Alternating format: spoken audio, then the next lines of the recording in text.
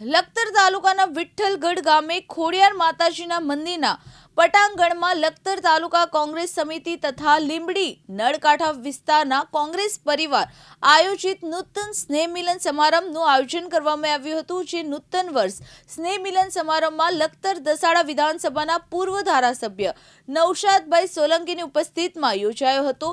જે કોંગ્રેસના સ્નેહ મિલન સમારોહ દરમિયાન કોંગ્રેસના ઉપસ્થિત નેતાઓએ પોતાના વક્તવ્ય રજૂ કર્યા હતા। समारोह दरमियान मोटी संख्या में लखतर तालुका तेमज नळकांठ विस्तारना कांग्रेसना कार्यकर्ताओ हाजर रह्या हता। कांग्रेसना कार्यकर्ताओ नाना मोटा आगेवानो અને સાથે સાથે જિલ્લાના વરિષ્ઠ આગેવાનો સાથે એક સ્નેહ મિલન કાર્યક્રમનું આયોજન કરવામાં આવ્યું હતું। અમારા જિલ્લાના અધ્યક્ષ ભાઈ શ્રી ધર્મેન્દ્રસિંહભાઈ, તાલુકા પંચાયતના અમારા પૂર્વ પ્રમુખશ્રીઓ, વિવિધ તાલુકા કોંગ્રેસ સમિતિના પ્રમુખશ્રીઓ, યુથ કોંગ્રેસ અને મોટી સંખ્યાની અંદર વરિષ્ઠ આગેવાનો આજે ભાગ લીધો।